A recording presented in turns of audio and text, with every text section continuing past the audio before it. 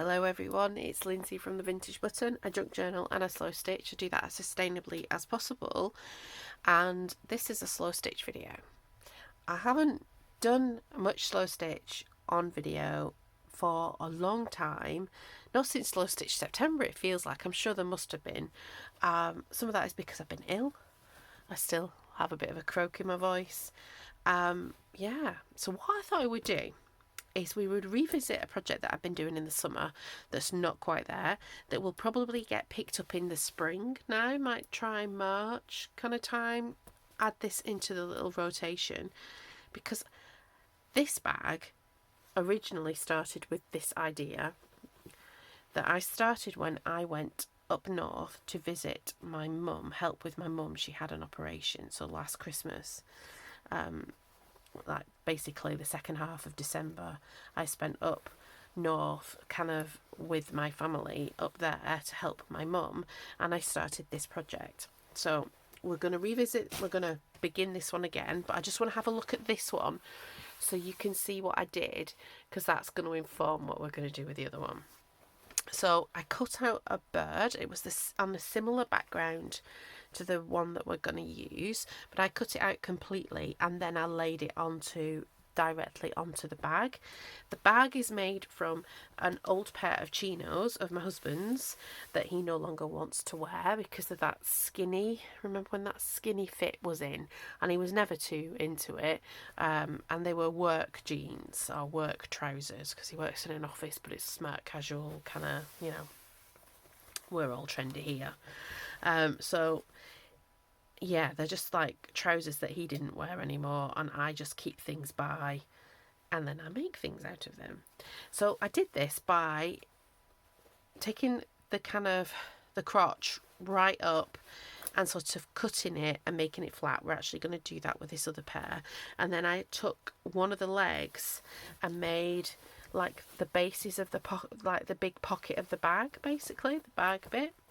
And then I used the other leg bits to create a sort of handle, and it's a messenger type of bag. And I want to do something similar because there's going to be lots of little trips of like going looking at things and buying presents and lots of craft fairs and stuff that are happening in my future. Let's get these phones out of the way. And I thought it would be nice to have a bag to use. So let's bring the other bits and pieces back. So this has been kept in a plastic bag. It's been kept in this bag and then put into my lovely cupboard that I got the other week. It's been a long time. I've been ill. And it's just been waiting for its turn. It's been waiting to get it out again. Let's revisit what I've already done. So I haven't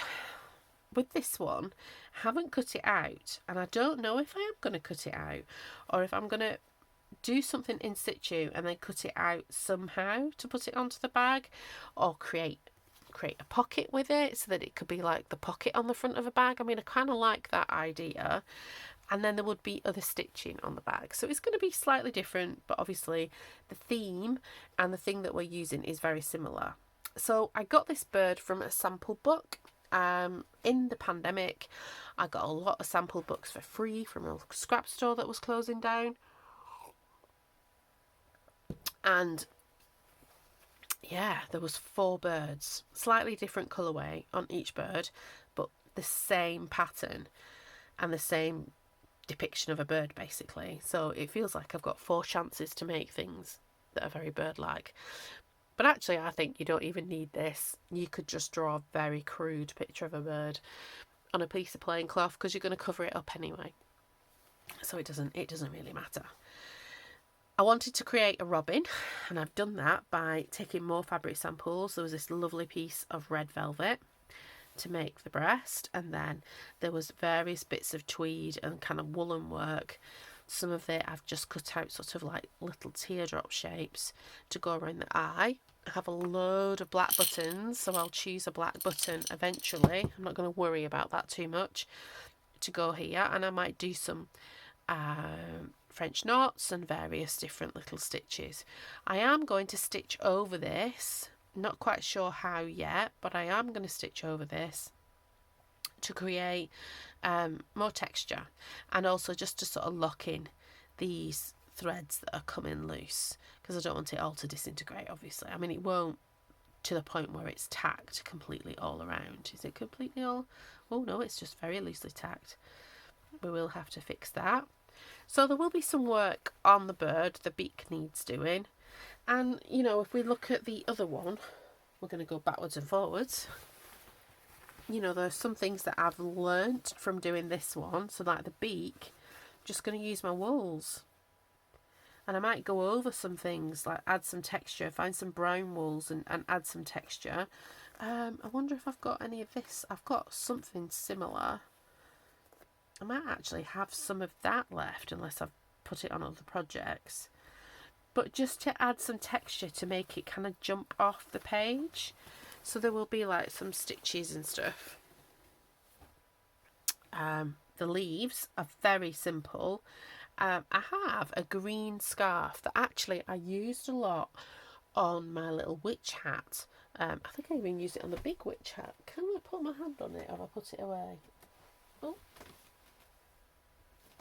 I can find the little one. Must have put the big one away. So it's this scarf basically. And scarves are, when you go to charity shops or your thrift stores, scarves can be a really good source of scrap fabric. They're very, you know, like they're delicate, they're see-through, they can add like a different texture. And so I just cut some holly shapes, and that's what we will do, is we'll just sort of almost camphor stitch or borrow them on, you know, just very, very simple stitches, but lots of them, and in different shades of green, just to create some texture and to give it that sort of feeling of like holly.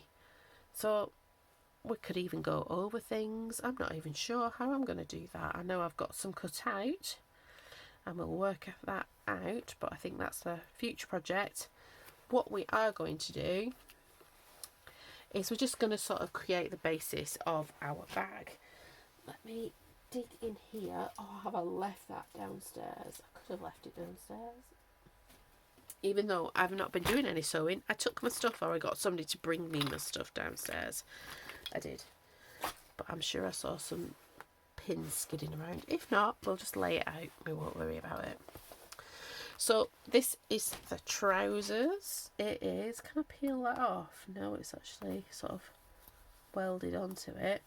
It's a pair of trousers from my husband. Same deal. They were that skinny kind of cut that he doesn't like. He's very, very slim and kind of together, my little husband. We're sort of Jack Sprat and his wife sometimes. I do love him. So we are going to use this to make our bag. Now, we've not got quite as much. We might have to be a little bit clever about what we do. I've somehow, I don't know why, I've cut up that there. Why did I do that? I don't know, you see, because this is past Lindsay, obviously not thinking about current Lindsay and what we need to do.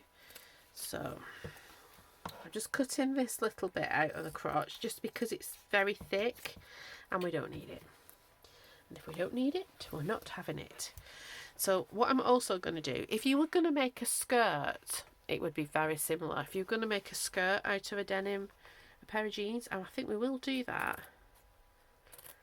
There is some wearables that I want to tackle, actually, two sort of dungaree dresses, we call them. I think they may be called jumper dresses in different parts of the world, but I've got two dungaree dresses that I want to update. Right, so we've got that there, and that lays flat on that side. And you need to do it on the same side, and basically you're cutting up until your bit lays flat, and you might be able to, I think I might cut another bit off the bottom and make it even. I do apologise for the nose noises.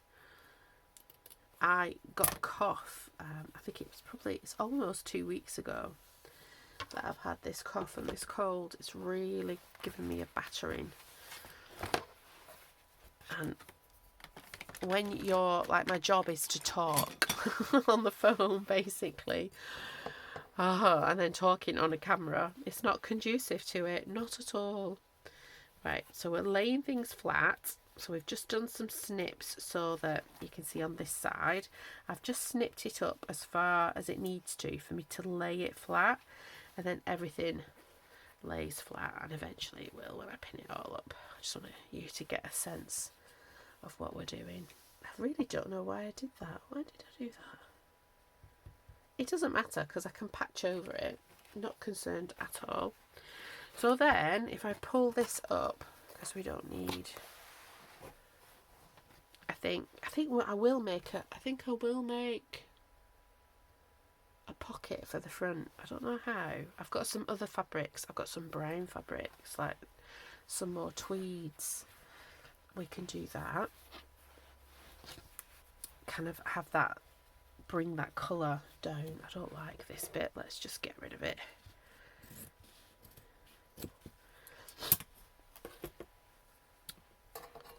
Okie dokie. Right. So here we go. Laying this out. That's going to go there. Now, do we keep with the green, or do we? I think we definitely need to patch that. We could patch that with a little bit of the green. Get something for the side. Bear with me while I have a little dig.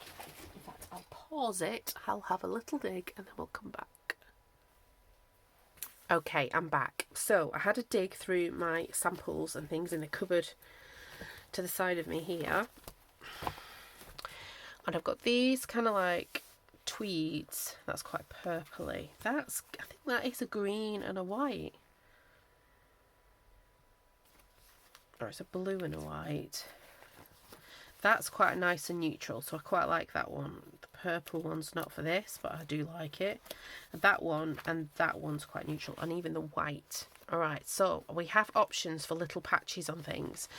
And then I was thinking about, pockety. And so we have two choices. I've got this one that we could.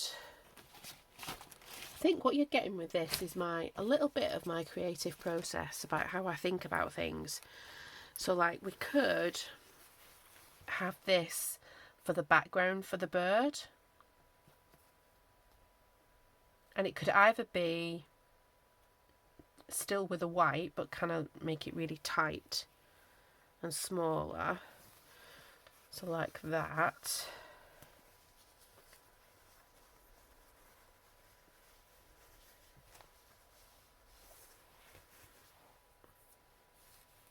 And then that's sewn on, and then a bigger like pocket.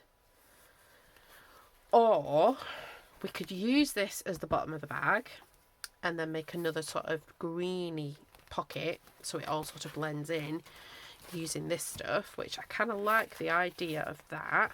And then using the green stuff at the sides, that gives us more green stuff. I kind of do like that idea. That gives us quite a deep bag if we did it like that, and it's very different from the other one. I like a bit of difference. What do we think about that? Then almost we can put another patchy pocket here that then has our bird on it. That is like that, and then any little bits where we need to patch up, we can either use the tweed or more of this green, and that does kind of give us. We're going to line the inside, like when we get to the other one, we'll line the inside of that one as well. I really like that idea. It kind of breaks things up, doesn't it? Okay.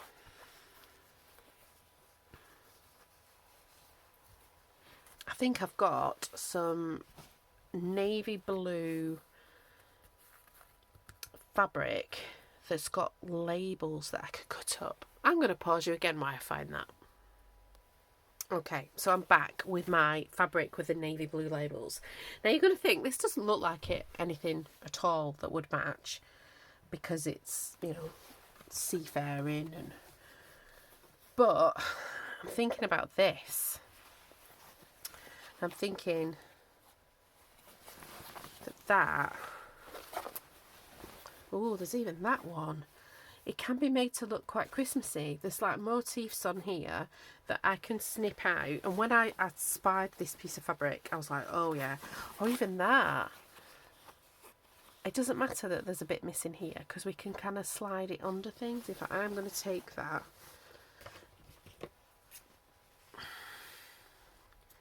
We can cut the little frame out and then put another piece of fabric behind it and then put some stamping. Like I could do a vintage button, or I could do like a winter saying or a Christmas saying, something like that.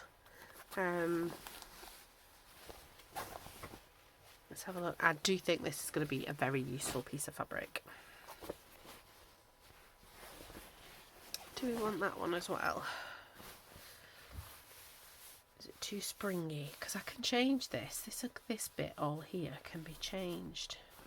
Let's see if I can find any others.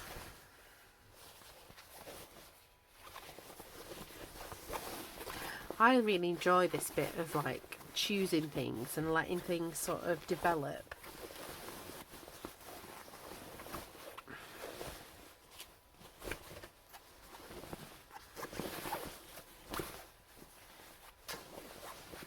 Okay.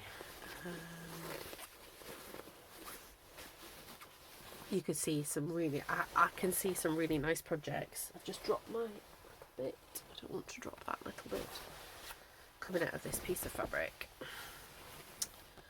I got it from a local charity shop. Oh, see, we've got this. I think I'm going to take it so that where it's on the salvage edge, and then it doesn't have to be in the middle of everything.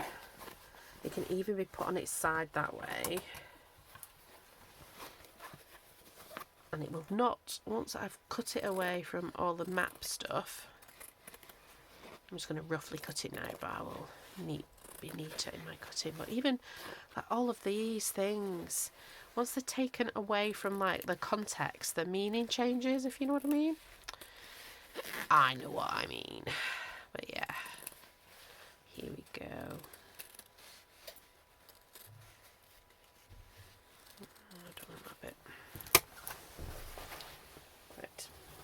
A lot of putting away to do.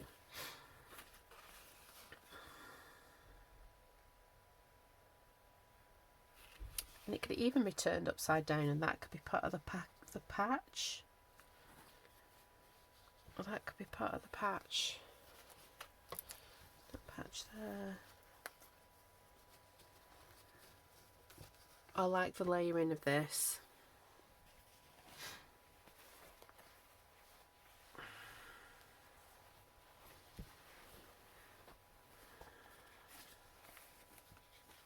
I've got plenty more of this scarf to make more kind of holly leaves. In fact, I've got other green from that chindie rug that I got from Aldi, where I can make the leaves.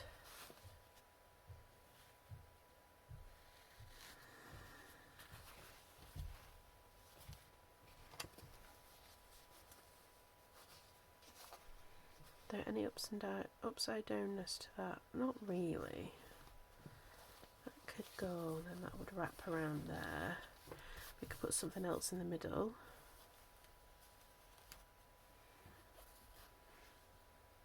And this could go off to the side somehow.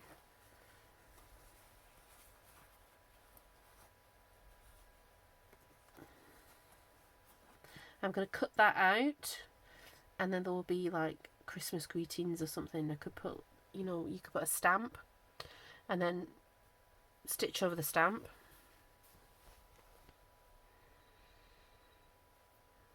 Then we will put our holly leaves about everywhere.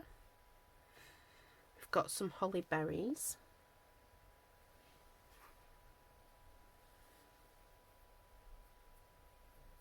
I think I'm going to decide where I want that to be, and then I will still put a holly leaf here so that there's some more foliage surrounding it, and then we can get on to stitching.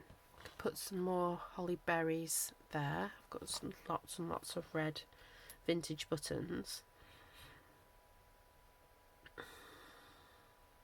I've got some lovely variegated wool actually that's in reds and creams that could be used like around the edge. Quite excited. Okay, I'm going to leave it there because that's sort of introducing it as a project and also sort of telling you what we're going to do and how it's going to be. And yeah, we will be working more on this.